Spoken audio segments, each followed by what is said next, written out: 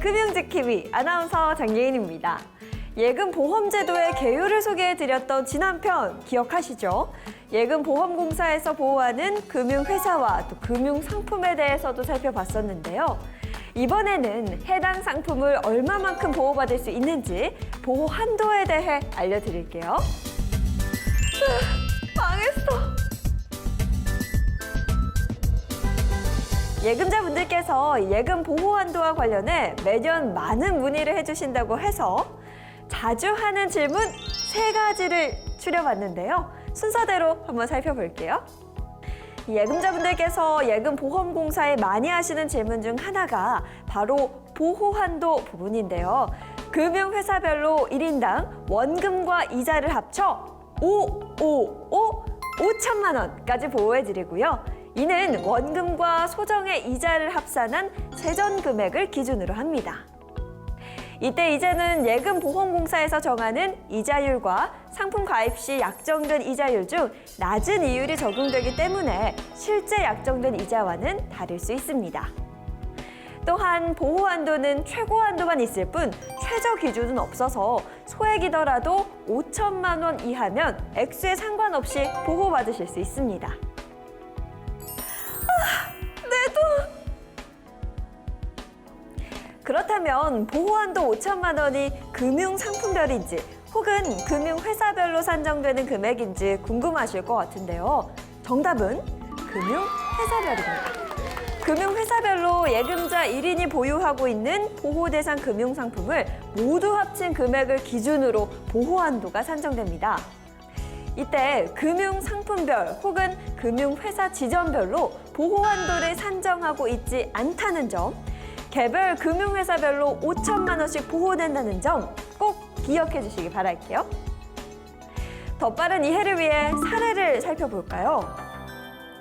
알뜰한 예소미는 A은행의 보통 예금 2천만 원, 정기적금 4천만 원을 갖고 있는데요. 만약 A은행이 파산하게 된다면 예소미는 얼마까지 보호받을 수 있을까요? 앞서 금융회사별로 5천만 원씩 보호된다고 말씀드렸죠. 예소미가 A은행에 갖고 있는 보호대상 금융상품인 보통예금과 정기적금을 모두 합하면 6천만 원이 되는데요. 이 중 5천만 원까지 보호 한도가 적용됩니다. 따라서 정답은 5천만 원이었습니다. 자, 그럼 다음 질문으로 넘어가 볼까요?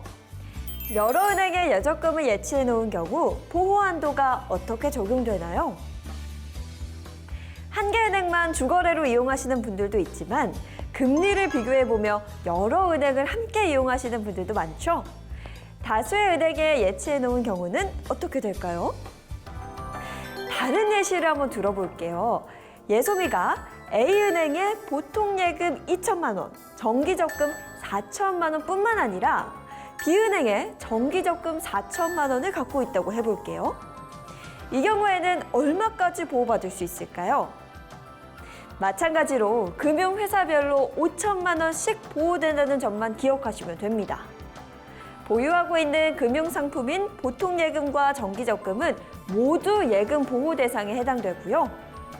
예소미는 A은행에 갖고 있는 6천만 원의 예적금 중 5천만 원까지 보호받을 수 있고요. B은행에는 4천만 원만 가지고 있으니 4천만 원 모두 보호받을 수 있는 거죠. 그러니까 A은행 예금 5천만 원, B은행 예금 4천만 원을 보호받을 수 있는 겁니다. 이는 저축은행, 증권사, 보험사에도 동일하게 적용된다는 점 기억해 주시길 바랄게요. 그럼 마지막 질문으로 넘어가 볼까요? 만약 금융회사의 예금과 대출을 모두 갖고 있는 경우에는 보호 금액이 어떻게 되는지 질문해 주셨는데요. 이 경우 예금 잔액에서 대출금 잔액을 차감하고 남은 예금을 기준으로 보호해드리고 있습니다. 예를 들어볼까요? 예소미가 A은행에 7천만 원을 예금해 놓고 3천만 원을 대출받은 경우라면 보호받을 수 있는 금액은 얼마가 될까요? A은행이 파산하는 경우 예금 잔액 7천만 원에서 대출금 잔액 3천만 원을 빼고 남은 4천만 원에 대해서 보호 한도가 산정됩니다. 그러니까 이 경우 예소미는 4천만 원까지 보호받을 수 있는 거죠. 그렇다면 금융회사가 파산했을 때 5천만 원을 초과하는 예금은 전혀 돌려받을 수 없는 건지도 궁금해하실 것 같은데요.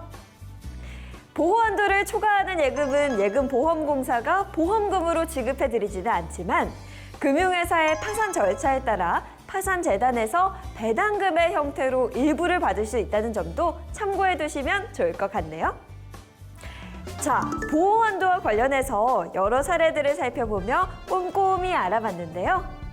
두 편만으로는 예금자 보호제도에 대해 설명하기에 아쉬운 게 너무 많습니다. 그래서 다음 편에서는 보호대상 금융상품에 대해 자세히 알아볼게요. 그럼 또 만나요. 안녕!